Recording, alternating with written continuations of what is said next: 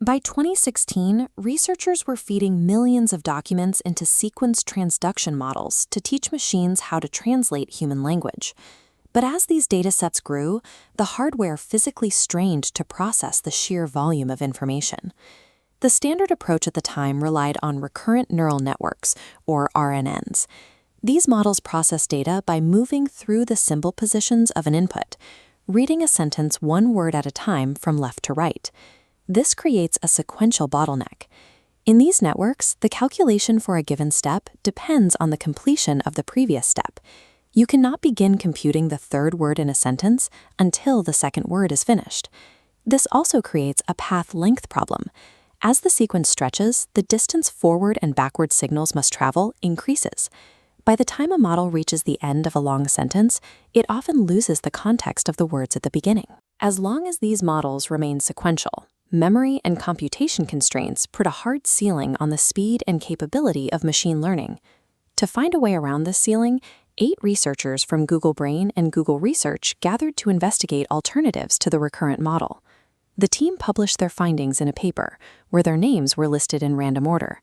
A footnote at the bottom explains that every author contributed equally to the work. Their proposition was radical. They suggested throwing out recurrence and convolution entirely. Instead, they would build a model based solely on an attention mechanism. Proving this hypothesis required the team to move away from traditional step-by-step methodologies and develop a completely different architecture for sequence transduction. The core of their solution was self-attention.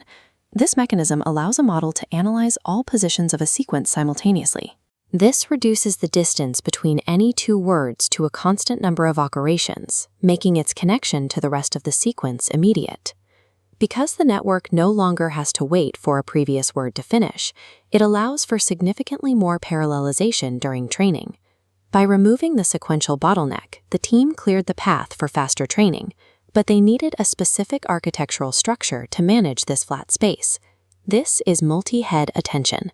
Instead of performing one single attention function, the model uses 8 parallel layers, or heads, to simultaneously project queries, keys, and values into different representation subspaces. This parallelized AI structure allowed the team to work on different components of the model at the same time. While Jakob proposed replacing RNNs with self-attention, Noam simultaneously designed a positional encoding using sine and cosine waves. This ensured the model could still track the order of a sequence without needing to process it one word at a time. To stabilize the system, Noam developed scaled dot product attention. By scaling the dot products of the queries and keys, the model prevents the gradients from becoming too small for effective learning during training. Ashish and Ilya designed the first baseline models, while Nikki tuned variants, and Leon developed the initial codebase and visualizations. Lucas and Aiden replaced the older codebase with tensor-to-tensor, accelerating the training process from weeks down to hours. Inside the multi-head attention layer, the outputs from these parallel findings are concatenated together to produce one final value.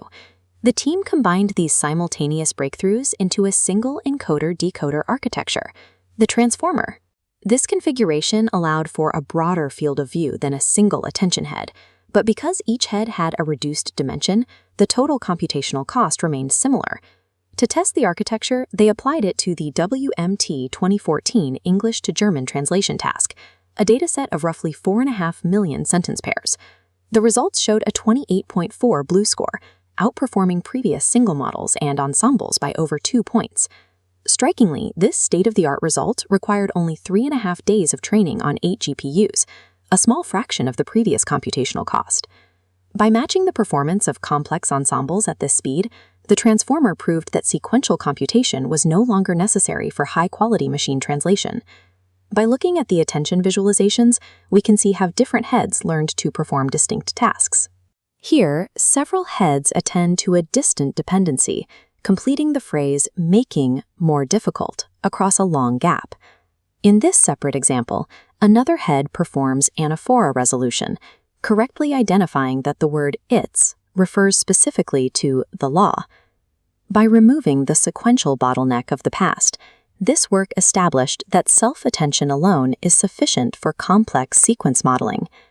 It provided a parallel framework that solved translation problems with higher accuracy and significantly lower